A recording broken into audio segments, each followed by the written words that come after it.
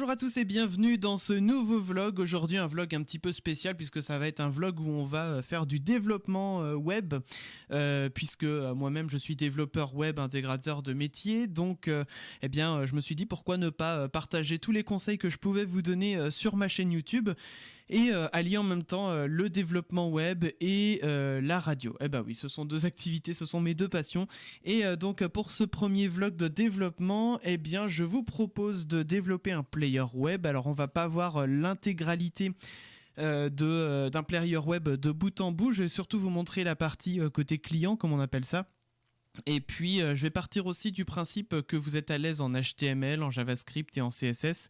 Donc JavaScript vanilla, donc sans aucun framework, ni jQuery, ni Vue.js, même si moi je serais bien tenté en tout cas de développer avec Vue.js tellement ce framework est génial.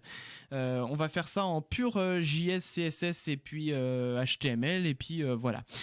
Je m'excuse aussi par avance pour la résolution d'écran qui est filmée puisque je ne suis pas sur mon ordinateur à moi, mais il se trouve manifestement que l'ordinateur sur lequel je me trouve actuellement est plus vieux mais plus performant. Donc eh bien on va coder en mode 4 tiers, mais c'est pas grave, on va faire avec. Et puis je vous propose que nous commencions dès maintenant. Donc je vais effacer ce petit titre. Et puis, ah oui, alors un petit mot aussi sur les outils que j'utilise. Donc je suis sous Sublime Text et puis le player, donc je l'ai déjà ouvert dans Google Chrome. Voilà, je n'ai rien de plus à vous dire. Donc eh bien, on est parti. La première étape de ce player va consister donc à faire le flux HTML. Donc voilà, je précise une petite chose, que ce player, je vais le faire en mode plein écran. On va pas être en mode player intégré dans une page web. Pour plusieurs raisons. D'abord parce que les players intégrés aujourd'hui les players en fait ça devient surtout quand on les met en plein écran, ça peut leur permettre de devenir des vraies applications à part entière, pas seulement qui permettent d'écouter de la musique mais aussi d'interagir. Donc poster des dédicaces, réagir aux titres qui sont diffusés par exemple, afficher des tweets ou que sais-je, des réactions en live, bref. Vous avez l'embarras du choix. Aujourd'hui on va pas faire tout ça, on va juste se contenter de faire un player qui lit de la musique et qui affiche les tags de la musique qui est jouée. Donc voilà, et on verra à un autre moment comment on peut faire pour remplir les tags de façon efficace et avec un maximum de données.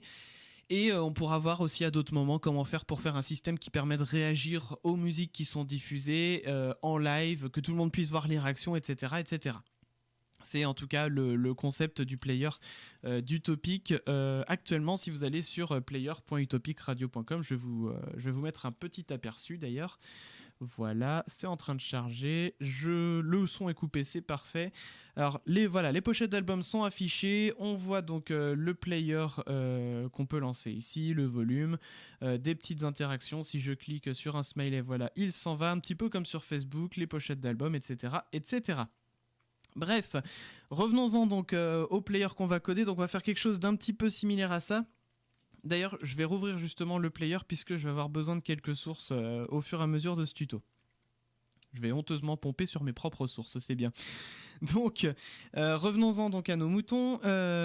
Donc, ce player-là, si on veut faire une version ultra simplifiée, comme je disais, avec l'affichage des tags et les contrôles, on va avoir besoin d'une partie centrale qu'on va appeler tags. Alors, moi, je fonctionne beaucoup en mode BEM pour le CSS, donc avec des classes nommées comme ça, et donc comme ça permet d'avoir vraiment du CSS réutilisable à plein d'endroits et qui permet de baser ses styles surtout sur les classes, très peu sur les éléments et pas du tout sur les ID, parce qu'on le sait maintenant en CSS, faire des styles sur des ID, c'est mal. Donc, c'est sujet à beaucoup de débats, hein, je lance des pavés dans la mare comme ça. N'hésitez pas à réagir en commentaire d'ailleurs si vous n'êtes pas forcément d'accord avec moi. Mais en tout cas, moi je considère qu'on peut faire du style CSS uniquement avec des classes. Bon, on continue. Dans les tags, nous allons avoir besoin d'une couverture, d'une pochette d'album. Donc voilà, on va créer la div qui va bien. On va créer aussi la div pour l'artiste et la div pour le titre. Hop. Nous y voilà. Alors le flux HTML ne va pas être définitif. On va probablement refaire quelques petites retouches au fur et à mesure du tuto. Mais bon, voilà, ça va nous permettre déjà d'avoir une bonne base pour continuer. Ensuite, donc, pour avoir un bouton Play Stop, on va faire donc, hop, un play pause en l'occurrence. Bon, on peut l'appeler play stop puisque sa fonction ça sera plus de stopper réellement plutôt que de mettre en pause pour reprendre derrière. Donc on va l'appeler play stop. Je vais d'ailleurs lui donner une autre classe puisqu'on est vraiment en mode BEM, play stop, et puis play stop. Son état, ça sera stopped par défaut. Alors oui, un petit mot sur l'accessibilité, sur le user experience, comme on appelle ça en anglais, l'expérience utilisateur. Ne faites jamais ne lancez jamais votre player de façon automatique, c'est mal, il faut arrêter de faire ça et de toute façon tout le monde l'arrête et même les navigateurs maintenant le bloquent. Si je reviens sur le player d'Utopic, je n'ai absolument rien touché aux sources de ce player depuis plusieurs mois maintenant et la radio ne se lance plus de façon automatique. Alors il faut savoir une chose, c'est que avant si on l'ouvrait dans un nouvel onglet, voilà, mettons je suis là, je clique sur afficher le player. Si on l'ouvre dans un nouvel onglet en arrière-plan, la musique ne se lançait pas. Et dès qu'on arrivait dessus, paf, ça se lançait. C'était un petit peu en mode YouTube, player YouTube, voilà, dès que vous arrivez dans l'onglet, ça se lance. Pourquoi il ne faut pas lancer le player de façon automatique ? Il y a plusieurs raisons à ça. Déjà, c'est pas compliqué pour un utilisateur de cliquer sur le bouton play si vous faites quelque chose de suffisamment évident.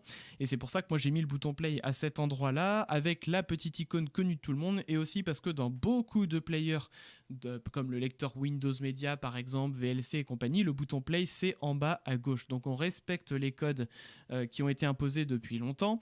Et on affiche donc un bouton play, on va dire en bonne et due forme. Jusqu'à maintenant, sur ce player, on ne m'a jamais dit qu'on ne trouvait pas le bouton play. Et donc pourquoi il ne faut pas lancer la musique de façon automatique ? D'abord parce que peut-être que votre auditeur, il était déjà en train d'écouter autre chose, une vidéo ou que sais-je, et il s'est dit tiens je vais mettre le player dans un coin et puis après je vais écouter Utopic ou votre radio en l'occurrence. Et du coup votre auditeur forcément il va se dire ah mais qu'est-ce que c'est ce son qui part tout seul, ça va faire une cacophonie, ça va le frustrer. Donc déjà c'est un mauvais point pour vous.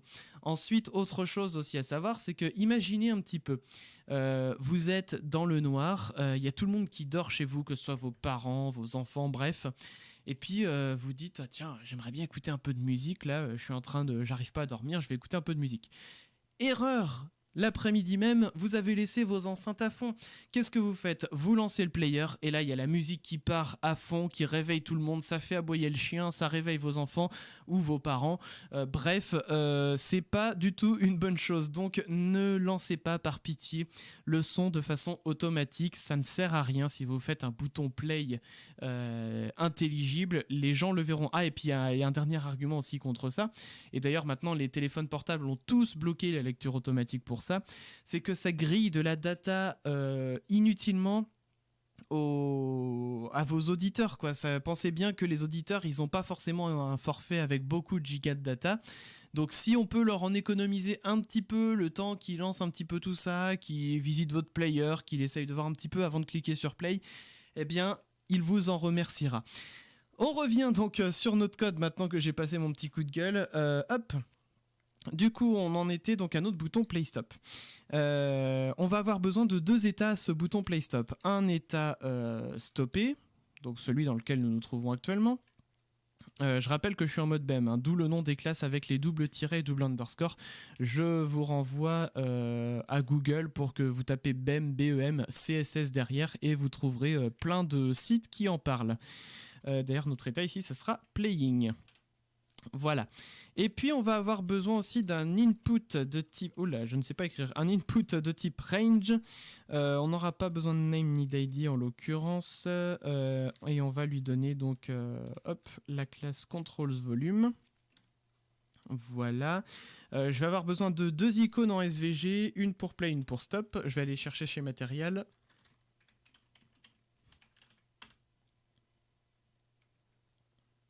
C'est bon, il m'a fait la redirection. Je vais prendre la version ronde, c'est totalement arbitraire. Je vais prendre donc le bouton play. Le voici, je le télécharge. Et puis je vais prendre aussi...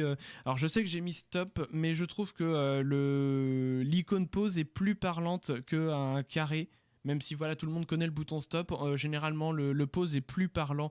Et puis pause, ça donne moins une notion d'arrêt visuellement que le stop carré qui... Ah, on stoppe tout. Non, pause, on met en pause, on peut reprendre derrière. Si ça peut inciter, même de façon, comment dirais-je, instinctive, vos auditeurs à conserver la radio ouverte dans un coin, et ben c'est pas plus mal. Je vais donc pomper le SVG et je vais le mettre sur une ligne, histoire voilà, d'avoir un petit truc qu'on peut coller directement en inline dans le code HTML. Voilà, ça je vais le mettre comme ça aussi. Hop, voilà, il me reste plus qu'à mettre ça comme ça. Voilà, j'ai mon SVG sur une ligne, donc là j'ai pris le bouton play. Donc le bouton play, si vous suivez bien, c'est pas dans playing qu'il faut que je le mette, mais dans stopped, puisque l'action que l'on va afficher par défaut, c'est le bouton play pour dire c'est stoppé, mais tu cliques sur play pour lancer la radio. On va faire donc la même chose avec le bouton stop. Enfin le bouton pause visuellement, mais qu'on appelle stop quand même, puisque techniquement c'est un vrai stop qu'on va faire. On va pas mettre la radio en pause pour la relancer, au risque de créer du retard en fait sur le stream. Et puis bah du coup, si mettons votre top horaire qui est censé annoncer l'heure suivante, il arrive mettons à 16h24 parce que la personne a fait 24 minutes de pause, c'est pas souhaitable. Donc hop, je poursuis, voilà ma petite compression SVG manuelle. Si vous connaissez un plugin Sublime Text qui permet de faire ça automatiquement, je suis preneur, j'ai pas trop fouillé, qui permet de tout mettre sur une ligne en tout cas. Hop, voilà, un genre de Glyphify ou quelque chose comme ça. J'ai pas trop cherché sur cet ordinateur là, puisque comme je vous disais, je suis pas sur mon ordi. Voilà, on a à peu près notre flux HTML. Je ne pense pas avoir oublié quoi que ce soit en l'occurrence. Donc on va voir ce que ça donne, même si pour l'instant ça va pas représenter grand chose. Ah, je vais pas fermer les sources du player du topic. Voilà, on a play pause, on a le bouton de volume qui est un peu moche pour l'instant, mais on va voir justement comment le styliser. Et puis les autres pour l'instant c'est normal, on ne voit rien de plus. Donc je vais fermer ça. Eh bien on va attaquer donc l'intégration du player en CSS. Alors je vais mettre tout de suite les règles que j'ai l'habitude d'utiliser en HTML. Alors petite astuce que je vous partage, il faut utiliser les unités EM et REM, surtout REM maintenant, voilà, c'est à peu près compatible partout. Et donc pour utiliser le REM de façon un petit peu instinctive, vous allez voir, il y a une petite astuce. On met le font size à 62,5% puisque par convention, les navigateurs affichent tous les tailles de typo à 16 pixels, sauf si l'utilisateur a modifié ça. Auquel cas, s'il l'a modifié, eh bien c'est tant mieux, puisque avec le REM et les EM, on est en unité relative. Et par conséquent, l'affichage va s'adapter à l'écran de l'utilisateur. Mais par défaut, on est sur du 16 pixels. Et donc à 16 pixels, 62,5%, ça nous fait du 10 pixels par défaut. Vous allez voir, pour le REM, ça va être vachement pratique. Pourquoi ? Puisque sur body, on va mettre un font size à 1.6 REM. Et là, je sens que vous commencez à me voir venir. 1.6 REM en base 10 pixels sur HTML, ça nous fait du 16 pixels. Eh ben oui, on divise par 10 et on a nos REM. Et on va se servir que de ça partout. Donc je remets en 16 pixels, puisque 16 pixels, moi, c'est une taille de typo qui me convient parfaitement. Et voilà, on va se baser là-dessus. Ensuite, donc un petit box sizing en border box, histoire voilà, de faire une intégration plutôt facile, quoi, où on se fait pas trop chier avec les paddings. Hop, en before aussi. Hop là, before, after. Et du coup, le box sizing, je le fais en mode inherit. Alors, il veut pas, voilà, inherit. Pourquoi inherit et pas border box ici ? Parce que comme ça, si jamais il y a un autre endroit où vous voulez repasser en content box, et ben par défaut, il héritera justement, il repassera en content box partout. C'est un petit peu plus souple et c'est bien mieux ça permet de laisser une meilleure liberté justement d'intégration dans vos projets. Je vais me mettre en Arial, je vais pas faire une grosse font stack. On pourrait rajouter Helvetica, etc. Mais là, pour le tuto, on va pas s'embêter. Font size, il me manque le line 8 aussi, que je passe à 1.5. C'est un réflexe que j'ai qui permet d'avoir justement un texte plutôt aéré. Sur du 1.5, on n'est pas trop mal. Et puis le line 8 en inherit. Il y a peut-être d'autres règles que j'ai l'habitude d'hériter comme ça, mais pour l'instant, on va laisser... si, le color aussi, que je mets en inherit en général. Voilà, à vous de voir aussi, bien sûr, ça c'est des petites bases que j'aime bien pour avoir une bonne base de travail. Ah si, je sais ce que j'oublie. Sur le HTML et le body, je mets toujours un margin 0, un padding 0. Je sais qu'il y a une règle où ça doit être peut-être que le body qui a un margin ou que le HTML qui a un padding, je sais plus. Mais je mets toujours les deux par précaution, comme ça permet vraiment de venir coller. Alors, j'ai pas l'impression que ça ait collé quoi que ce soit. Comment ça se fait d'ailleurs? Je vais inspecter ce qui se passe ici. Alors, regardons cela. C'est le body. Alors, pourquoi il a pas rechargé? Ah, mais... Vous allez me dire que je suis bête et vous aurez tout à fait raison. J'ai complètement oublié d'ajouter le lien vers mon CSS ici qui s'appelle donc screen.css. Et puis tant que j'y suis, je vais faire aussi mon script src-app.js ici. App.js, c'est la petite habitude que j'ai prise à faire du vue.js. Voilà. On a donc nos éléments voilà, qui sont collés donc, sur le côté. Ça, je vais le descendre en bas. Voilà. Et puis on va le garder ouvert.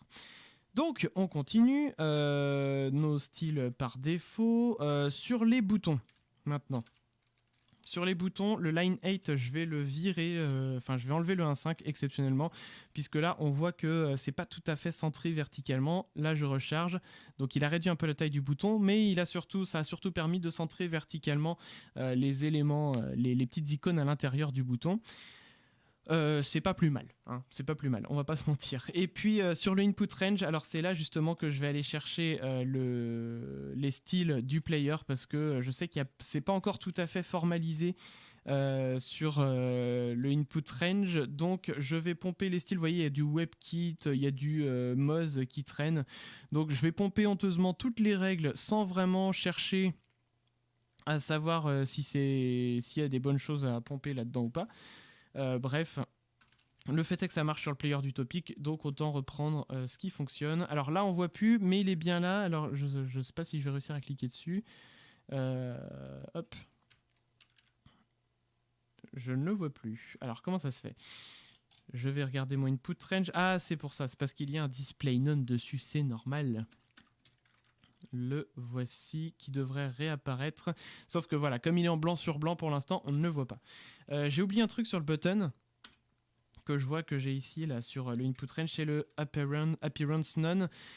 C'est très pratique dans les navigateurs d'enlever l'apparence par défaut puisque je pense notamment à iOS. Donc c'est valable pour les iPhones et les iPads qui sur des champs input ont tendance à rajouter des border radius et des dégradés en fond qui sont pas du tout souhaitables quand on fait de l'intégration. Donc il n'y a pas que iOS qui fait ce genre de pratique, mais vous voyez sur le bouton c'est pareil, on a reseté, donc maintenant on est en mode bouton gris Windows 95 dégueulasse, mais au moins ça nous permet d'avoir une plus grande liberté pour styliser notre bouton. Donc on continue. Maintenant qu'on a fait les styles de base, je vais mettre un petit commentaire ici pour dire les bases. Voilà. On va faire les styles des contrôles dans un premier temps. Alors là, j'ai pas mon clavier, donc je sais plus comment faire. Ouais, un haut accent circonflexe avec, enfin en majuscule en l'occurrence. Donc, les contrôles, c'est notre footer. Donc, comme vous avez suivi, je fais du BEM, donc je vais styliser à partir de la classe. Donc, controls, nous sommes en positionnement absolu. Ouais, on va se mettre en absolu, ça va pas être trop mal. Ça va nous permettre d'avoir vraiment quelque chose qui réagit par rapport à la taille de la fenêtre. Je rappelle que sur un player, on est en mode appli et pas en mode page.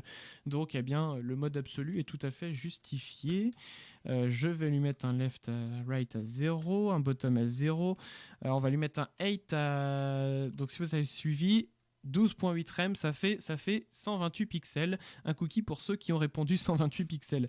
Voilà, ensuite, donc on va lui mettre un background à 444 parce que je suis fou. Le voici, donc notre truc. Et puis un petit box shadow, ça fera pas de mal.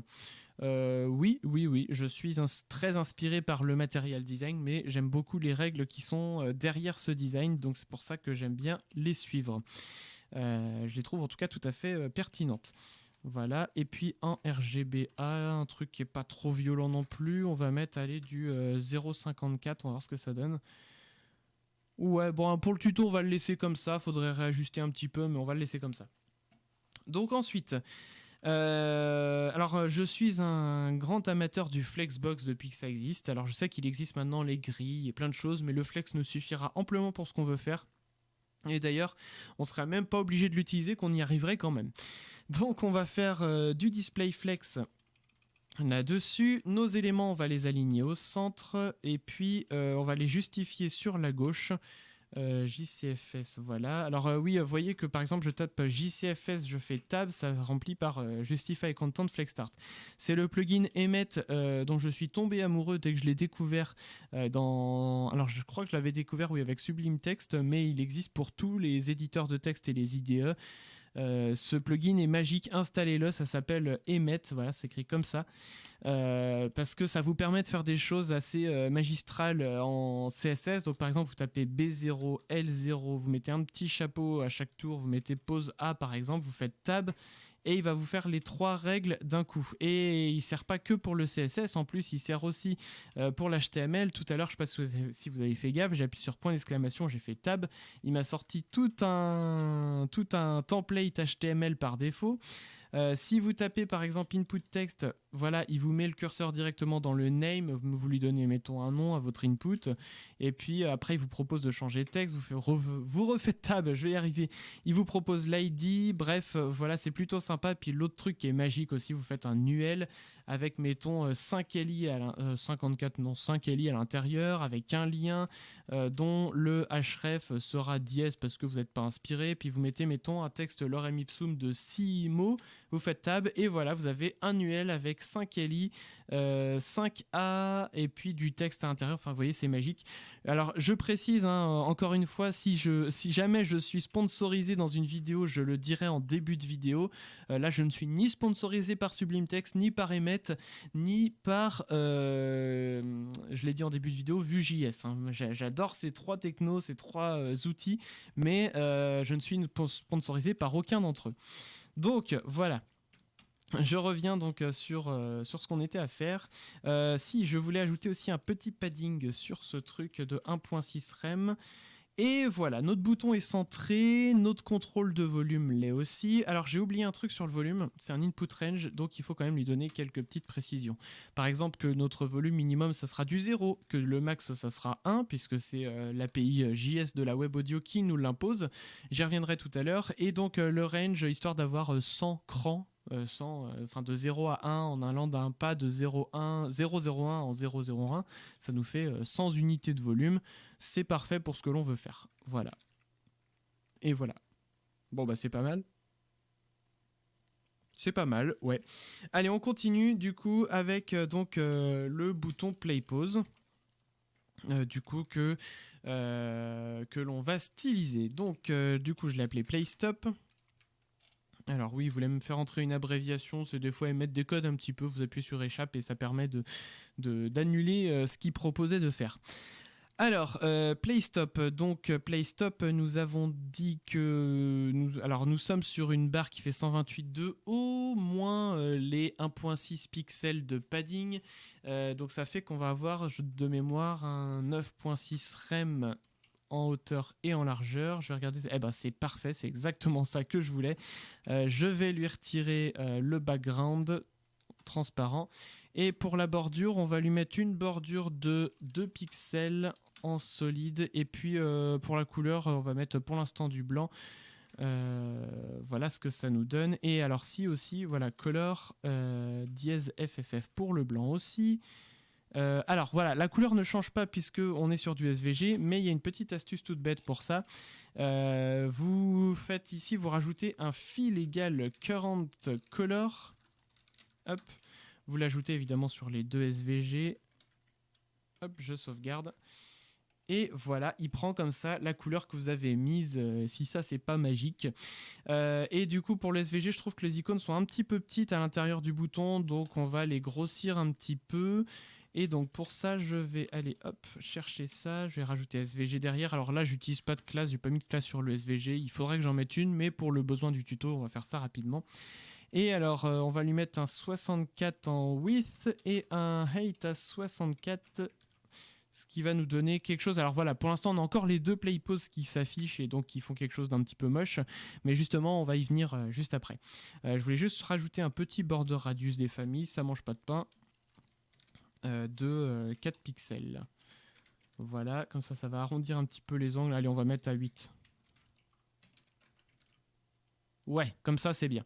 D'ailleurs au passage, hein, j'en ai pas du tout parlé, mais on voit bien ce nouveau bouton de volume, alors qui n'a pas le range souhaité. J'ai dû faire... Alors c'est pas du tout range, oui c'est step, le nom du paramètre. Donc hop, step, voilà. Et du coup, si je fais, voilà, comme ça glisse bien tout seul. Et puis aussi, sa valeur par défaut, on va lui mettre 1 comme volume. Voilà, donc, alors oui, autre chose aussi qu'il faut gérer, évidemment, c'est le bouton, son état focus, son état hover. Alors, focus et hover, j'ai pour habitude de les styliser de la même façon parce que ça permet vraiment de montrer quand on est au survol ou quand on est à la navigation au clavier que c'est ce contrôle-là qui va recevoir l'action, donc pas besoin forcément de différencier les deux. Ça, c'est une question de choix. À vous de voir. Ici, je vais rajouter current color, comme ça j'aurai juste à changer la couleur. Ici, FFDA4A, alors c'est le jaune des chacals, ce jaune-là. Et vous voyez qu'il y a tout qui change de couleur, c'est magique. Je vais ajouter aussi, je vais ajouter une autre propriété. Oui, ici, voilà. Un curseur en mode pointer sur le bouton qui permet de montrer vraiment qu'on est sur un contrôle qui est cliquable. Voilà, au survol. Ensuite, maintenant que nous avons fait ça, donc on va gérer justement les différents états play-stop. Alors, nous avons dit que nous avons play-stop stopped. Donc, si vous avez suivi, du coup, quand l'état du bouton est stoppé, on va afficher le bouton play. Et le bouton play, il est dans le play stop. Ah, je vais y arriver. Stopped, on va retourner voir donc le code HTML pour s'en assurer. Donc on a bien le play stop stopped avec les 2 underscores et le tiret. Et donc ça c'était l'icône play, donc c'est tout à fait ce qu'il nous faut. Donc concrètement en fait ça veut dire que si on a les 2 classes comme ça qui coïncident, donc pareil pour du coup playing, eh bien ça voudra dire qu'il faut afficher l'icône en question. En revanche, si les 2 classes ne coïncident pas, ça veut dire qu'il faut les masquer. C'est la petite astuce pour justement gérer comment dirais-je, un bouton en mode bascule. Voilà. Donc playing ici et hop là, stopped. Donc du coup, si vous avez suivi par défaut, je recharge le tout. Alors j'ai dû oublier quelque chose. Oui, ici de mettre display none. Si vous avez suivi ici, voilà, nous n'avons que le bouton play qui s'affiche, c'est joli. Et donc on verra après en JS comment ça va se passer pour afficher le bouton pause. Alors petite parenthèse, dans le JS on ne va pas faire d'état chargement, ça serait recommandé, ça sera à vous d'essayer de deviner un petit peu comment on peut faire ça. Je vous donnerai quelques petits indices, mais autant que je vous laisse un petit peu réfléchir sur le sujet. Je vais juste décoller un petit peu aussi mon input range là, de mon bouton play stop parce que ça permettra d'aérer un petit peu les choses. Donc je vais lui mettre une marge sur la gauche. Margin left. Alors je sais pas pourquoi il veut me faire en mode abréviation comme ça. Je vais lui mettre 1.6 rem. Voilà, mais du coup il m'a pas fait le retour à la ligne, donc c'est pas bien. Voilà, et du coup je recharge. Alors, est-ce que... Alors je n'ai pas mon margin left. Oui, c'est parce que il est déjà défini plus haut, manifestement. En même temps, j'ai honteusement pompé mon propre code sans vérifier ce qu'il y avait dedans. C'est pas très bien de faire ça. Du coup, voilà, j'ai un petit peu décollé. Je vais le redécoller encore un petit peu. Ce sera pas trop mal. Ouais, voilà, comme ça c'est pas trop mal. On a notre bouton de volume. À la rigueur, vous pouvez le styliser comme vous voulez, ce bouton de volume. Ça peut être bien éventuellement d'écrire volume par-dessus. Voilà, on sait qu'aujourd'hui les icônes, c'est pas toujours très... Enfin, c'est bien de les accompagner d'un texte, ou au moins d'un title éventuellement pour dire c'est le volume que vous êtes en train de toucher. Donc voilà, au passage, vous remarquerez quand même que c'est bien plus pratique aujourd'hui de faire des inputs de type range, contrairement à une époque où c'était un petit peu galère, fallait tout recoder à la main, c'était assez chiant. Eh bien maintenant, il n'y a plus besoin. Je voyais que mon bouton laguait un petit peu et je me disais mais pourquoi ? Et en fait, je vais justement supprimer ce petit lag, c'est à cause de cette transition. Mais je vais vous expliquer pourquoi j'avais fait cette transition sur le player du topic. Puisque le player du topic, comme je vous disais, il y a le framework Vue derrière qui tourne. Et le framework Vue, il est très pratique puisqu'il permet de binder en fait automatiquement l'état d'un input sur un objet en JavaScript donné.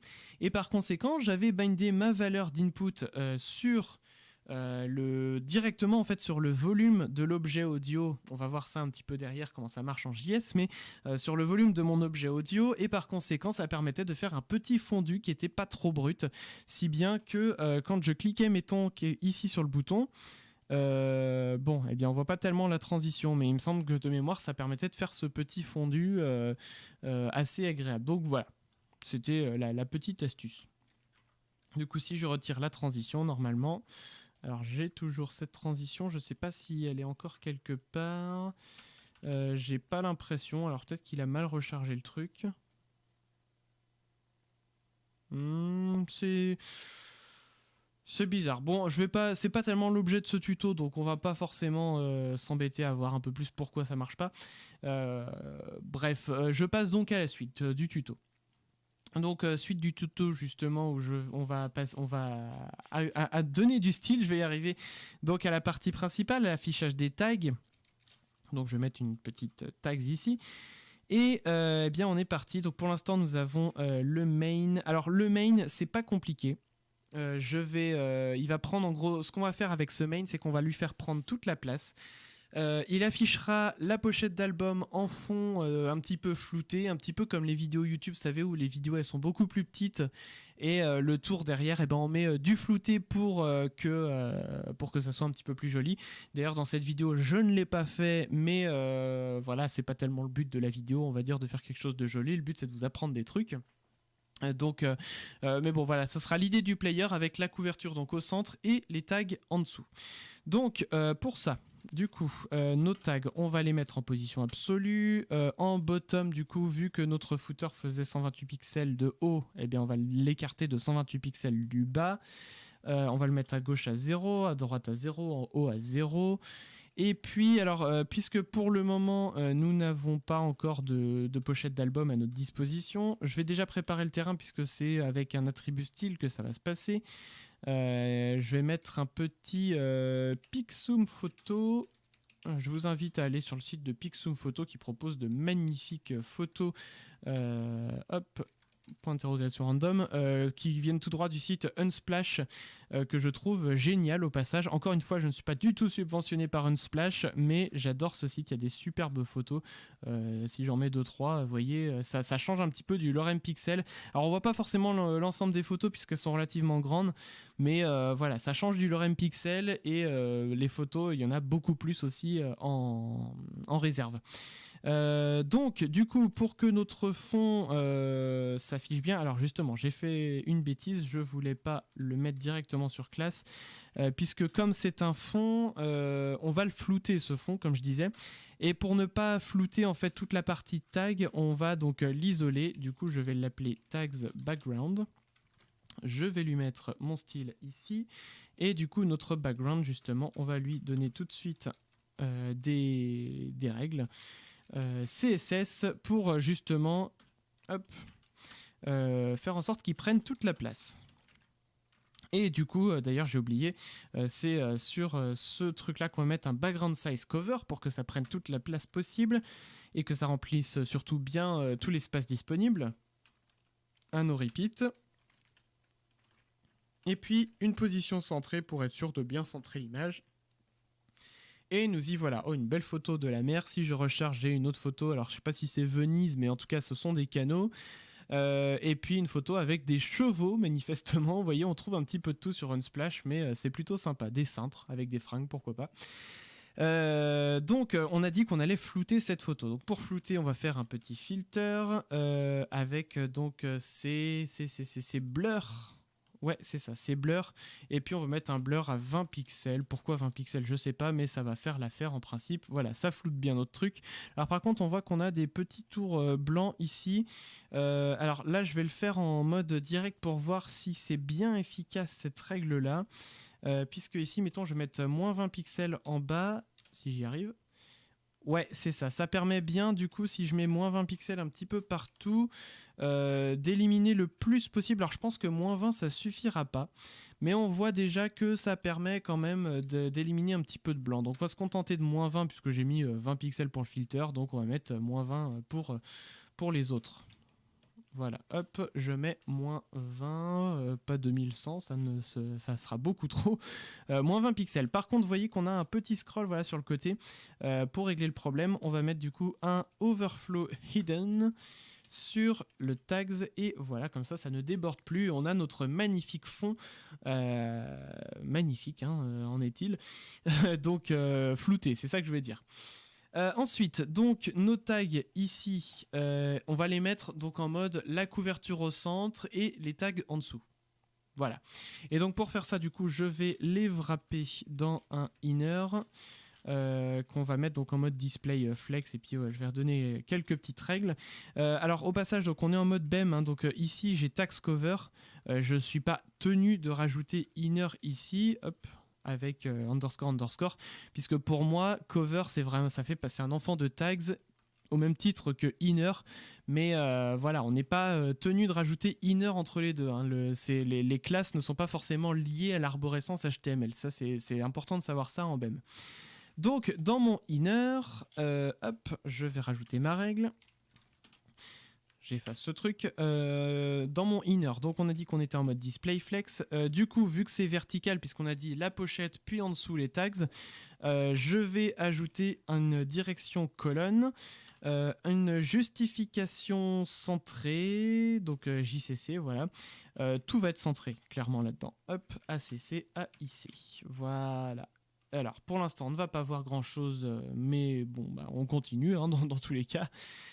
Si, autre chose aussi, je voulais mettre un Max Swiss sur ce truc-là, qu'on va mettre, mettons, aller à 600 pixels. Je sais pas si ça sera bien, on ajustera peut-être tout à l'heure. C'est surtout pour la taille de la pochette d'album, en fait, je veux pas qu'elle soit trop grosse. Et quand même un WIS à 100% pour que en vue mobile, alors je parle pas trop de responsive dans cette vidéo, mais le but c'est de faire quelque chose d'un minimum responsive pour que ça s'adapte aux vues mobiles. C'est important quand même, on est en 2018 et les gens utilisent beaucoup leur mobile. Il me reste une dernière chose à faire, ajouter un height à 100%, histoire quand même de prendre toute la hauteur disponible, puisque je voyais que ça n'était pas le cas. Ah oui, aussi, histoire de centrer aussi cet élément, un margin 0 auto, et ça devrait faire l'affaire. Voilà, on voit bien que la zone en bleu ici, elle est bien centrée, elle prend bien toute la hauteur, et donc c'est dans cette zone que l'on va faire apparaître notre pochette avec donc le titre, l'artiste et le titre en dessous. Je vais fermer ces outils parce que je suis vraiment sur un écran un petit peu pourri en termes de résolution d'écran. Je suis à deux doigts d'avoir une résolution pire que certaines tablettes ou certains téléphones. Donc voilà, je vais fermer histoire d'avoir un petit peu plus de place. Ces écrans 4 tiers en 1280 par 1024 ne se font plus tellement aujourd'hui. Donc on va donner un petit style aussi à notre couverture. On va reprendre les mêmes règles pour l'affichage de notre pochette d'album. En l'occurrence, moi, mes pochettes d'album, je les calcule automatiquement grâce à l'API de Spotify. Merci Spotify. Et je ne suis pas subventionné par Spotify pour dire ça. Mais le fait est qu'ils proposent des super pochettes d'album. On fera un topo sur la récupération automatique de pochettes un jour parce que ça n'avait pas été une partie de plaisir quand j'avais utilisé leur API. Mais le fait est qu'aujourd'hui, j'ai un algorithme qui fonctionne. Et du coup, ça permet de récupérer des pochettes. Mais le petit défaut qu'il y a, c'est que les pochettes ne sont pas toujours garanties d'être carrées. D'où l'intérêt d'utiliser donc quelque chose qui permet de mettre en mode cover. Ensuite, on va avoir la petite astuce qui permet d'avoir un ratio égal à un carré, donc un ratio de 1,1. Donc l'astuce pour faire ça, c'est il faut mettre donc un WIS à 100% ou à 50% si vous voulez mettre un 50%, mais le 100% va avoir son importance dans l'astuce du ratio, puisque le padding top en fait est directement lié au width, et par conséquent, si je mets un padding top de 100%, on a notre ratio de 1,1. Par contre, si j'avais mis 56,25 ici, j'aurais eu un ratio, vous pouvez faire le calcul, 9 divisé par 16 fois 100, ça vous fait 56,25. Ça vous permettra d'avoir un ratio de 16 neuvièmes. Bon, nous, on a du 1,1. Cherchez cette petite astuce sur Google, padding top ratio hack, ou je ne sais plus trop comment on peut appeler ça, mais vous allez voir que vous allez trouver plein de trucs intéressants là-dessus. Je vous laisse bien sûr faire vos propres recherches. Donc maintenant que j'ai fait ma petite pochette d'album, je n'ai pas mis de style background image, donc on va l'ajouter ici. Alors ici vous voyez je mets un background image Lorem Pixum Photo en l'occurrence. Voilà, donc là je devrais avoir ma pochette d'album qui ne s'affiche pas. On va débugger après l'explication que je voulais vous donner. Ici, le but, c'est pas de mettre un pixum sur votre player, mais de mettre un lien vers nocover.jpg. Voilà, pour que vous puissiez quand même avoir une couverture par défaut.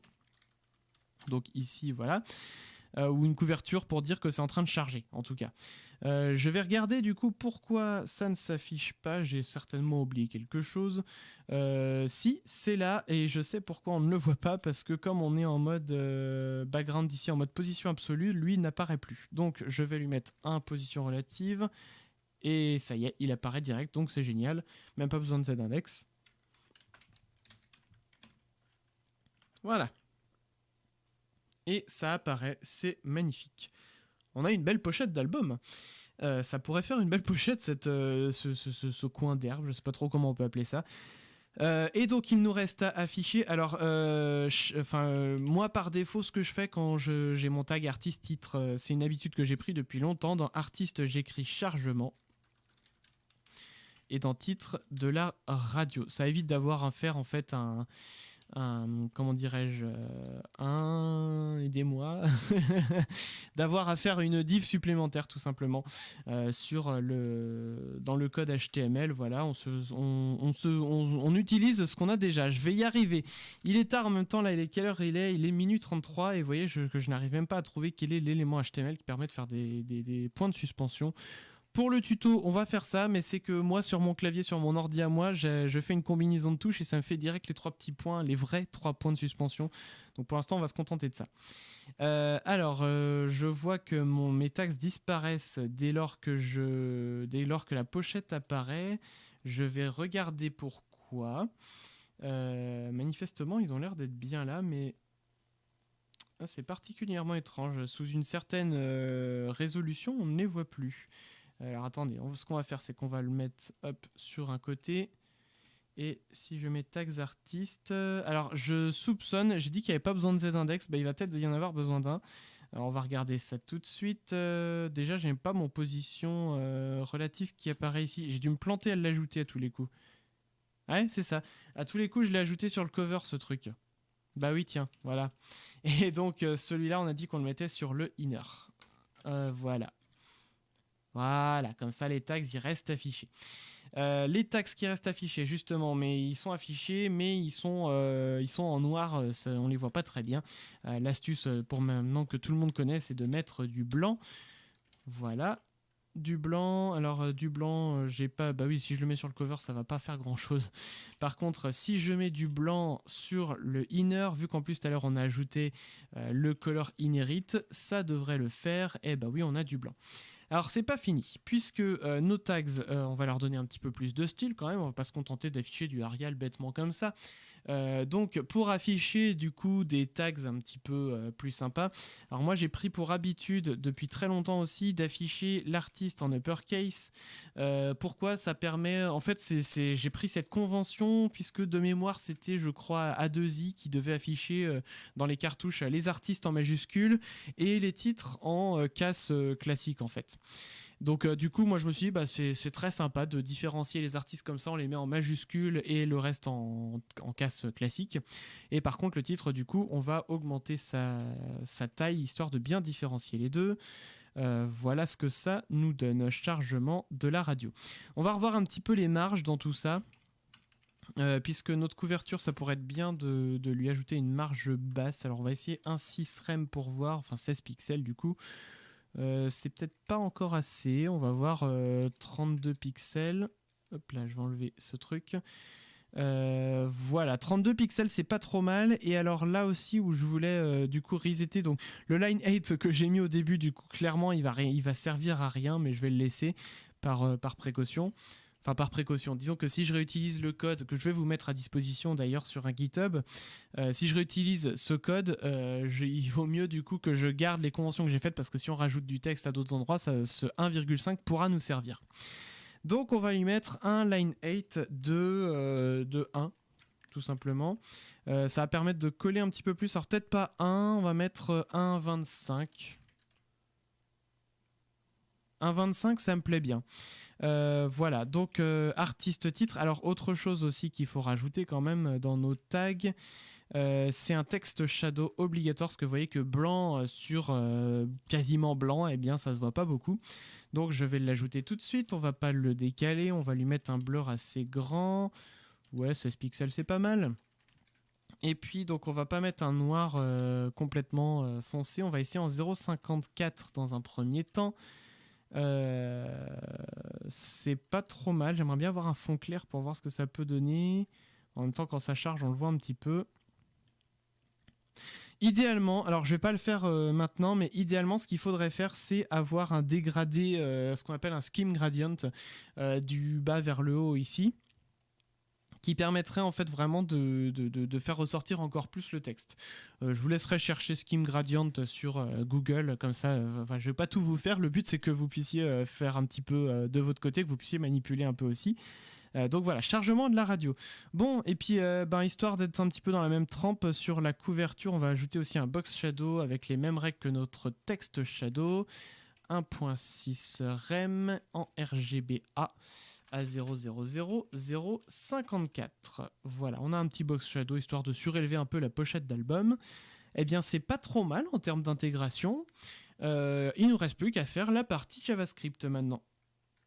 Et donc pour la partie JavaScript, donc je vous l'ai dit, on va le faire en full Vanilla.js. Donc on est parti avec une fonction immédiatement appelée. Ça c'est le but, c'est d'isoler en fait notre code et de pas créer des variables dans le scope global du navigateur au risque d'en écraser peut-être certaines. Donc, ce qu'on va faire pour le chargement des tags, on va commencer par le chargement des tags. On va faire une fonction qu'on va appeler du coup getTags. J'ai pas trop d'inspiration là sur le nom des fonctions. Clairement, j'aurais vraiment eu envie d'utiliser là tout de suite Vue.js, mais je me retiens. Le but, c'est pas de faire un cours sur Vue.js du tout. Le but, c'est vraiment de vous apprendre des trucs sur la façon dont on peut faire un player un peu sympa et puis avec du code un peu propre. Donc, getTags, update view, vous allez voir que ça va pas tout à fait être les mêmes choses. On va mettre ça en paramètres et du coup tout de suite on lance un getTags dès qu'on lance en fait l'application. GetTags, qu'est-ce qu'il va faire? Il va faire un fetch. Eh bah oui, fetch c'est la vie, c'est ce qui vient remplacer le XML HTTP request en JavaScript et c'est vachement bien, ça utilise des promises, ça a une syntaxe beaucoup plus claire et beaucoup plus simple à appréhender. Je vous recommande l'utilisation du fetch, bien qu'elle ne soit pas compatible notamment avec la toute dernière version d'IE11, mais en même temps, qui utilise IE11 aujourd'hui? Levez la main. Eh bien, vous n'aurez pas de cookies. Bref, du coup, je sais plus s'il faut que je mette des trucs pour l'instant. Ici, on va pas en mettre comme paramètre. En Zen, on va lui dire qu'on veut du JSON. Et on va lui dire, avec ce JSON, eh ben, tu vas faire un... Alors, je vais mettre un if que je vais pas remplir pour l'instant. Hop là, j'ai lancé le lecteur Windows Media sans le vouloir. Je vais pas le remplir pour l'instant, je vais expliquer après. Et du coup, on va faire un update view avec R, du coup. Voilà, et dans le update view, ce que nous allons faire, nous allons cibler les éléments. Alors, autre habitude que j'ai prise aussi, histoire de bien séparer le CSS du JavaScript, c'est que moi, tous mes JS, je tâche de cibler les éléments avec lesquels j'interagis grâce à des attributs. Donc ici, on va rajouter un attribut, hop, data cover. De la même façon, on va avoir besoin d'un data cover sur celui-ci. Voilà, je vérifie que j'ai bien un espace. Non, je n'en avais pas. Voilà. Donc même le raisonnement, hein, data artist et data title. Et je vais tout de suite prévoir le coup pour mon bouton data, on va l'appeler playstop. Et le dernier, data volume.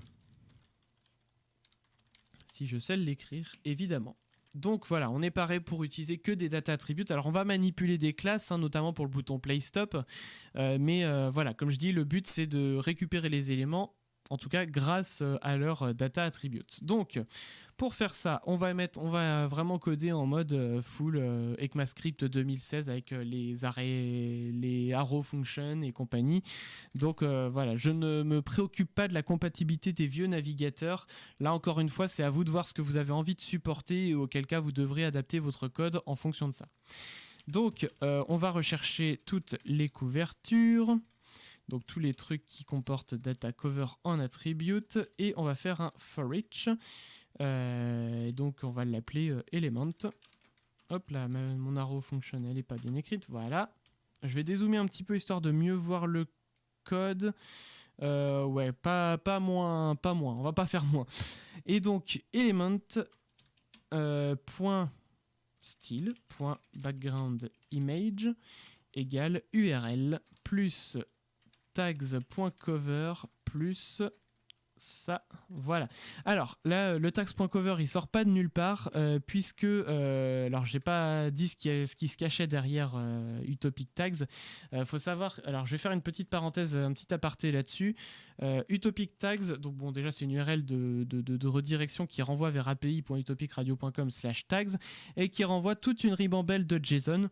Ce que je vous disais, c'est que donc pour remplir les tags, ça fera l'affaire d'une vidéo à part entière, puisque avec cet objet JSON qui n'est pas du tout conforme avec des règles que j'ai fixées a posteriori, je me suis lancé un jour dans l'établissement d'un protocole d'échange de données de tags notamment, histoire d'avoir quelque chose qui puisse être utilisé à terme par des applications comme, je sais pas moi, TuneIn Radio, Radioline, des applis aussi comme Orange Radio, etc., Xia Live, enfin voilà, c'est des noms qui me viennent à l'esprit par tous les players, histoire d'avoir un standard bien défini et que tout le monde puisse l'utiliser, tout le monde puisse échanger des données sous forme, voilà, histoire en tout cas que des applis puissent les utiliser aussi, utiliser les données de vos players.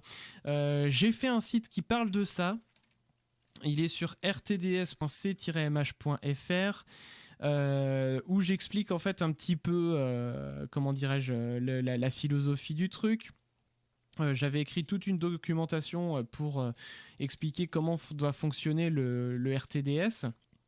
Alors au passage, le nommage RTDS n'est pas innocent, je suis parti de RDS qui permet justement d'afficher les noms des radios, des tags, des musiques diffusées, etc. Mais en rajoutant un T, et donc je vais vous expliquer qu'est-ce que ça signifie. Bref, j'avais fait toute une documentation, mais sachez que j'ai eu une idée il n'y a pas longtemps, et donc je mettrai peut-être cette documentation à jour quand j'aurai un petit peu de temps. Parce que le but, ça serait derrière de proposer un vrai service API qui permet de récupérer selon les URL appelées les tags, les émissions diffusées, le nom de votre radio, ses coordonnées, le nom de l'animateur, etc. etc. Et donc RTDS, ça veut dire Radio Tagging Data Schema. Voilà, schéma de tag pour de données de tag radio, voilà. Donc, bon, on fera une vidéo, comme je disais, là-dessus. Bref, j'ai mon objet JSON ici. Et donc, si on cherche cover ici, voilà, c'est un élément de premier niveau de mon objet JSON. Donc, c'est pour ça que ici, j'ai tags.cover. On va faire la même chose, du coup, avec les titres et artistes. Voilà. Je prends donc artiste, je prends title. Alors oui, je fais un for each sur les éléments en faisant un query selector all, parce que même si artiste et titre j'en ai qu'un dans la page, je suis pas à l'abri demain de me dire ah bah tiens il y a un autre endroit où j'ai envie d'afficher titre et artiste parce que dans mon flux HTML j'en ai besoin. Et ben autant prévoir le coup maintenant. Voilà. On fait sur notre élément d'artiste un inner text de tags.artist. Et un inner text de tags.title. Alors, et un inner text et pas un inner HTML, s'il vous plaît, ça vous évitera des failles de sécurité. Merci. Donc ensuite, alors il y a quelque chose que je n'ai pas fait non plus ici, c'est une fois que la requête a été effectuée, relancer donc un set timeout, voilà, relancer l'appel à getTags au bout d'un délai que nous allons définir un petit peu plus haut, var delay à 1500 millisecondes. Ce sont des millisecondes, hein, je rappelle, donc en gros ça fait 15 secondes. Toutes les 15 secondes, on va mettre les tags à jour. Alors, toutes les 15 secondes, on met les tags à jour, comme je vous ai dit. En fait, côté client, du coup, on va faire une scrutation comme ça des tags. Je ne vais pas me baser sur le flux audio, puisque l'API Web Audio ne permet pas en JavaScript de savoir à quel moment les tags changent. On pourrait se baser aussi sur ce qu'indique votre logiciel d'automation radio. Il va dire, ah bah tiens, dans tant de temps, la musique sera terminée. C'est pas forcément adéquat puisque vous avez même des décalages, c'est sûr et certain, entre ce que diffuse votre logiciel d'automation et ce que les gens écoutent. Donc ce sera pas forcément fiable. De toute façon, l'affichage des tags ne sera pas fiable par rapport, il changera pas pile poil au moment de la chanson, sauf si vous avez réussi à trouver quelque chose qui fonctionne du feu de Dieu, auquel cas vous êtes très fort et je veux bien justement des conseils là-dessus. Donc je vous avais dit que on avait un if vide ici. Donc un if vide. Alors je reviens sur ce que je disais là il y a 2 secondes. Dans la vidéo où on abordera le remplissage des tags, je vous montrerai une astuce toute bête pour que les players en fait de vos auditeurs viennent récupérer les tags sans qu'il y ait besoin de les recalculer à chaque fois, parce que ce sont des process qui peuvent être assez lourds, surtout quand on les enrichit justement comme avec mon objet JSON, avec la couverture, avec d'autres informations comme quelle était la chanson qui a été précédemment lue, etc., etc. Vous voyez que là, si je recharge les tags, c'est immédiat. Il n'y a pas besoin d'attendre qu'il calcule tout ça. Donc il y a des petites astuces pour ça, je vous les montrerai dans une autre vidéo. Donc on va faire ici un hold artist qu'on va mettre rien dedans et un hold title où on va mettre rien dedans non plus. Pourquoi je fais ça ? Ça va servir justement pour notre if ici. Si je fais ça, c'est parce que quand on va faire un update view ici, il faut absolument pas que l'on fasse un update view toutes les 15 secondes parce que sinon ça va recharger l'image toutes les 15 secondes et c'est pas du tout ce que l'on souhaite faire parce que dans certains cas, selon comment vous gérez votre truc, ça va remettre une image blanche puis ça va clignoter toutes les 15 secondes, c'est pas le but. Donc si le hold title est différent du r.title ou que le hold artist est différent de r-artist. Notez que j'utilise bien ici la triple égalité qui permet de vérifier à la fois le type et le contenu de vos variables. C'est une bonne pratique à adopter. Auquel cas, du coup, donc si j'ai l'un ou l'autre de différent, je fais un update view et j'enregistre hold artist qui prend donc r-artist et hold title qui prend r.title. Voilà, pour ça, en fait, ça c'est vraiment le but de ce truc-là, c'est vraiment d'éviter en fait aux players de se recharger tout le temps. Voilà. Donc là, du coup, si on retourne faire un petit tour sur le player, chargement de la radio. Alors, il n'a pas l'air d'avoir pris les sources. Oui, bah voilà, je savais bien que j'avais oublié quelque chose. Il me semblait bien. C'est sur Fetch. Ici, il faut que j'ajoute un. Ça y est, j'ai oublié. Je crois que c'est de mémoire mode no course, mais je suis pas sûr. Bon, en gros, c'est des limitations qui permettent d'éviter comment dirais-je, ça permet d'éviter certains hacks avec le cross scripting, le cross domain scripting, cross origin scripting. Je vais pas m'étaler là-dessus. Bon, bref, il faut savoir qu'il y a ce truc-là. Alors par contre, je vois que nous avons un unexpected end of input. Pourrait-il que j'ai mal interprété quelque chose ? Je vérifie. Dans ma console, c'est à la ligne 10 que ça a planté. Il n'a pas l'air d'apprécier le JSON qu'il reçoit. Je ne sais pas pourquoi. Alors, je vais essayer de mettre directement cette URL-là plutôt que celle qui redirige, on ne sait jamais. Eh bien, il ne veut pas. Alors, je suis un peu embêté parce que je ne m'attendais pas à avoir un problème. Alors, peut-être que vous, chez vous, vous le voyez direct le problème. Là, pour l'instant, je ne le vois pas. Et ça m'embête un peu parce que ça me bloque dans la continuité de ce tuto. Ou alors peut-être ici que c'était juste Corse qu'il fallait mettre.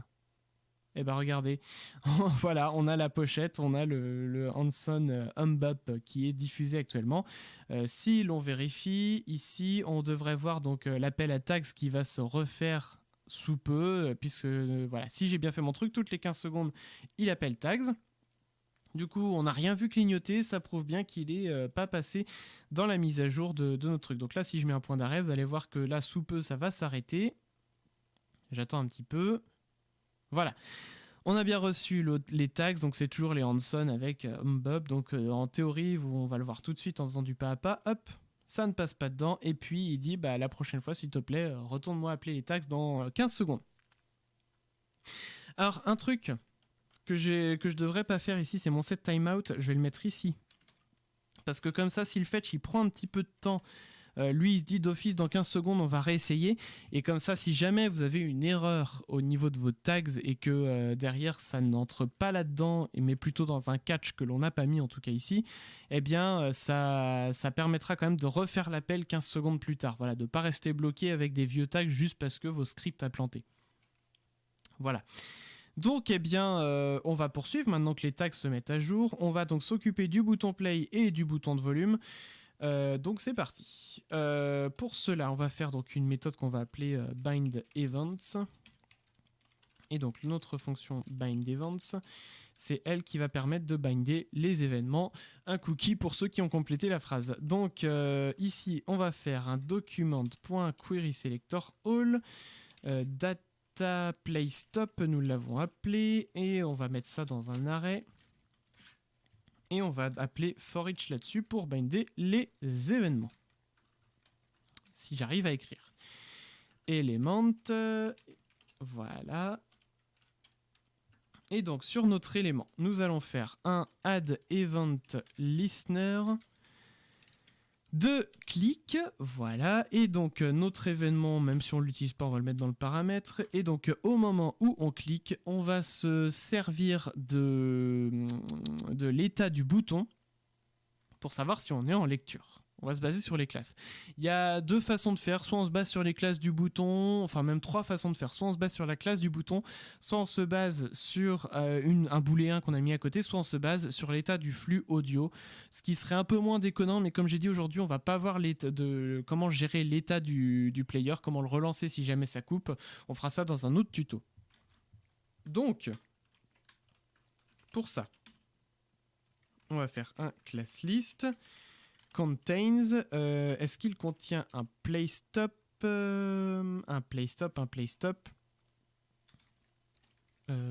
stopped, ouais, comme ça si c'est stoppé on lance la lecture, sinon on l'arrête. Donc pour lancer la lecture, on va faire une méthode play, ici on va faire une méthode stop, on va pas s'embêter, et pour le volume on va voir juste après. Donc notre fonction play, on va faire alors déjà on va faire un objet ici audio global, parce que il va falloir qu'on lance qu'un seul audio à la fois, hein. Si on appuie deux fois sur stop, un play, si jamais ça va trop vite ou que voilà, il y a des choses qui se passent mal, on va pas lancer deux streams audio, c'est même pas la peine d'y penser. Donc if audio égale nul, auquel cas on fait un audio égale new audio, c'est magique, audio.src est égal à l'adresse de mon flux. Alors par pitié, si vous en avez la possibilité, c'est déjà faut que j'arrive à écrire, mais si vous en avez la possibilité, utilisez déjà du HTTPS parce qu'on est en 2018 et c'est important que vos visiteurs se sentent en sécurité, parce que je rappelle que le HTTPS c'est pas juste pour protéger des mots de passe, ça protège toute la navigation des personnes. Donc comme ça, il peut pas y avoir une personne au centre qui observe ce qui se passe sur la connexion des personnes. Donc ça c'est une chose à savoir. Deuxième chose à savoir sur le stream du player, par pitié, et là je m'adresse plus aux prestataires de diffusion type Radionomie, mais qui a fait ce changement, donc pour le coup même si je suis pas un grand fan de Radionomie, ils ont fait les choses bien en l'occurrence, mais il y a d'autres prestataires qui font pas forcément les choses dans les règles de l'art. Par pitié, Ne mettez pas de port à la mort moelle ici, ce sont des ports qui sont bloqués sur des réseaux publics comme dans des hôtels, comme dans des réseaux Wi-Fi publics. Bref, vous allez perdre une partie de vos auditeurs juste parce qu'ils ne pourront pas vous écouter parce que vous avez pas fait votre conf comme il faut sur votre serveur. Si vous avez ça comme ça va être bloqué à plein d'endroits. Donc c'est pas compliqué, s'il le faut je ferai une vidéo là-dessus, mais on peut faire des redirections de ports de trafic au sein d'un serveur qui permet de masquer justement ce port-là, d'avoir un HTTPS tout propre. Et voilà, il n'y a pas de discussion à avoir, le HTTPS et le port 443 ou 80 selon ce que vous utilisez. C'est la base, donc n'allez pas bloquer les auditeurs des radios qui utilisent vos services parce que sinon les radios vont finir par se casser. Bref, donc du coup on en revient aux moutons. Si je fais un play, ici je fais un play. Et alors j'ai oublié un petit truc, puisque voilà, notre bouton de volume, en fait on met pas d'événement en particulier dessus, enfin pas tout de suite. Par contre on va quand même prendre l'état initial du bouton de volume, c'est-à-dire que si avant de cliquer sur play la personne elle a mis le volume à 50%, ça serait bien de respecter son choix. Donc ici on va faire un document.querySelector. Alors exceptionnellement ici on va prendre juste un seul query selector, on va pas examiner l'état de 36 query selector, de 36 input range. Si jamais vous avez deux boutons de volume dans votre interface, je ne peux que vous recommander d'utiliser un framework justement type Vue.js.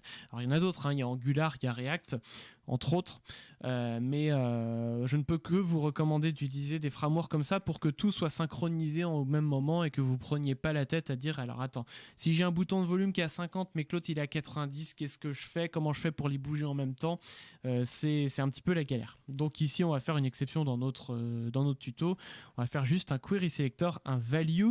Et c'est là justement où entre en ligne de compte notre chiffre qui entre 0 et 1. Puisqu'un volume de 50%, grosso modo, ça sera 0,5. Voilà, donc d'où l'intérêt d'avoir un input range bien configuré. Voilà, audio volume est égal à machin value. Et donc, il ne nous reste plus ici qu'à faire un...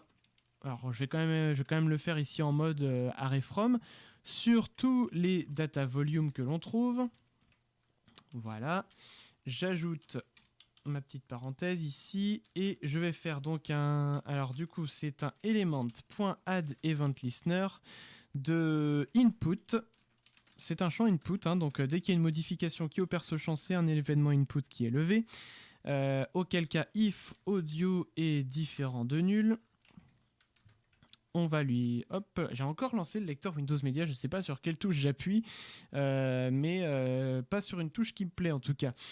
Donc si l'audio est différent de nul, on contrôle quand même que ce ne soit pas le cas, puisqu'on a la possibilité qu'il soit nul. Ici, il est initialisé à nul. Pensez à ce genre de choses. Volume est égal à, donc on a dit, element.value. C'est aussi simple que ça. Et on a oublié de faire la fonction stop. Et une fois cette fonction stop terminée, on devrait avoir tout... Alors si, on a oublié une autre chose, mais je vais y venir après. Audio.pause déjà dans un premier temps. Ensuite, audio.src égale rien du tout. C'est la meilleure façon que j'ai trouvée en fait pour éviter que le navigateur continue de charger des données. Puisque quand on est en pause, si on se contente de faire pause et qu'on ne met pas cette ligne-là, le navigateur va continuer d'enregistrer des données parce qu'il n'y a pas de méthode stop sur l'objet audio en HTML, il n'y a que un pause ou un play. Donc du coup, histoire de stopper vraiment le truc, on met un audio src égale machin truc là. Et puis comme de toute façon, je voulais avoir un truc à nul, je mets audio égale nul derrière. Parce que par contre, si je mets audio égale nul, si j'ai pas cette ligne là, l'objet existe encore dans la mémoire du JavaScript tant que le garbage collector n'est pas passé par là. Donc c'est important d'avoir ce audio src pour être sûr de stopper les datas. Très important de ne pas consommer de la data si votre utilisateur n'en a pas l'utilité. Donc on a oublié une dernière chose ici, c'est le changement d'état de notre bouton tout simplement, le play pause. Donc ici je vais juste lui passer l'élément en question. On va faire ça. Non, je vais pas lui passer l'élément parce que justement sinon on va avoir des petits soucis si jamais il y a plusieurs boutons play stop dans votre page. Donc je vais plutôt copier cette ligne là. Et on va faire donc un element class list remove, donc play stop, on était stoppé, donc on remove le stop. Par contre, on lui rajoute la classe playing. Hop, playing. Alors là, je sais que je suis en train de faire beaucoup de code avant de vous montrer le résultat. Peut-être que vous préférez que je montre au fur et à mesure. N'hésitez pas à me le dire dans les commentaires. Moi, j'ai l'habitude de, comme on dit dans le jargon, de pisser du code et puis de voir un petit peu après ce que ça donne. Mais là, en plus, raison de plus que là, en fait, je sais vraiment où je vais dans ce tuto. Donc, je fais tout d'une traite et puis on voit après. J'essaye malgré tout de vous expliquer justement ce que je fais. Mais voilà, n'hésitez pas à me dire en commentaire si jamais vous pensez que... si jamais vous trouvez que ça c'est pas adéquat. Voilà, donc nous allons recharger notre player, puisqu'a priori maintenant il devrait fonctionner. Je recharge tout. Donc il ne se lance pas comme vous pouvez le voir. Vous avez pu voir aussi avant que je recharge que la pochette avait bien changé. Donc c'est que ça fonctionne bien aussi de ce côté-là. J'appuie sur play. Alors je ne sais pas si vous allez entendre le son. Moi je devrais l'entendre. I used to be a strange fruit, Billie Holiday. Then you got me by my roots, took the pain away. I tried to question our direction, that was my mistake. I had to ask you where we're going, baby, Marvin Gaye. I used to do it like Sinatra, do it my way. The Fuji or my Lauryn Hill. Voilà. Et du coup, si vous voyez que là, donc mon volume, mettons, je le bouge à 0, je lance le player, on n'entend rien, et dès que je remonte le volume, c'est conforme, c'est parfait, c'est ce qu'il nous fallait. Eh bien, qu'est-ce que je peux dire de plus, si ce n'est que le volume, on aurait peut-être des petites adaptations à faire pour faire, je sais pas, un genre de fondu. Sur notre bouton play, comme j'ai dit, j'ai pas géré le loading state en fait pour dire que la lecture était chargée, histoire de vraiment donner un retour visuel à l'utilisateur, surtout s'il est avec une connexion lente sur son smartphone, qu'il puisse savoir que son action de cliquer sur play a bien été prise en compte et que le chargeur et le player est en train de se charger et que le son va arriver. C'est important de donner ce genre de retour visuel. Si vous voulez faire ça, en gros, la méthode play dans les versions les plus récentes de web audio, mais qui commence maintenant un petit peu à dater quand même, c'est une promise. Donc vous pouvez faire un zen avec, donc je sais même plus s'il y a un paramètre, on n'est pas obligé d'en mettre. Et en fait, c'est à cet endroit-là que vous allez faire le array from ici. Donc si je recharge mon player dans le navigateur, je clique sur play. Alors je vais baisser un petit peu le son histoire que ça couvre pas la voix. Mais vous allez voir que l'arrivée du bouton pause, à moins que ma connexion soit très bonne, l'arrivée du bouton pause ne devrait pas être immédiate. On regarde ça. Voilà. Ça a bien fait la démo, donc vous voyez, faudrait juste du coup entre temps à cet endroit-là changer la classe pour mettre une classe loading sur notre data play stop là, et retirer la classe loading à cet endroit-là, la classe stop et afficher le playing à la place. Bref, c'est à vous de jongler avec les différents éléments de notre JavaScript. Donc un JavaScript de 79 lignes, du CSS de 222, 30 lignes d'HTML. C'est pas bien gros, eh bien vous voyez qu'on peut faire un player plutôt élégant, voilà, qui manque encore quand même de pas mal de choses, un petit peu de personnalisation quand même pour que ça soit vraiment à votre image. Donc là on est vraiment en mode dépersonnalisé, comme dirait Stéphane Plaza. Le but c'est vraiment voilà, de vous montrer un peu comment fonctionnent les choses, de vous donner quelques petites astuces au passage, et puis n'hésitez pas à me faire des retours en commentaire si vous avez des suggestions, des besoins peut-être de tutos aussi pour votre radio. Je verrai quel sujet je traite, quel sujet je ne traite pas. Le player, ça va représenter toute une série, parce qu'il faut qu'on voit, comme je disais, comment gérer le loading state, le reload aussi du player, des fois que ça couperait. Il y a des astuces aussi dans les navigateurs pour simuler des coupures de réseau. Et puis comment surtout aussi remplir les tags de votre player, mais côté serveur, justement. On a fait le tour, donc comme je disais, de ce player. Du coup, je vous invite à vous abonner à la chaîne pour avoir d'autres tutos, pour voir d'autres vlogs aussi, puisque je ne vais pas faire que du vlog de développement. Je vous invite également à vous abonner à la chaîne, ça je l'ai déjà dit, à mettre un petit pouce en l'air, je veux dire, à la vidéo si elle vous a plu, à mettre un pouce en bas si elle ne vous a pas plu. N'hésitez pas à la commenter aussi, comme je disais, si vous voulez faire des retours. Vous pouvez également me suivre sur Twitter, @ChristopherMH44 dans Twitter. Vous pouvez retrouver de toute façon mon compte Twitter sur la chaîne YouTube. en description également, en barre de description. Et puis, eh bien, je vous invite aussi à écouter l'émission Les Chacals qui va faire ses dernières émissions, là, les 2 dernières semaines de juin, en 2018 en l'occurrence. Et puis, on reprendra en septembre sur Futur Radio. Ça, c'était le petit instant promo qui va bien. Je vous fais des gros bisous et donc je vous retrouve dans un prochain vlog. Salut les amis!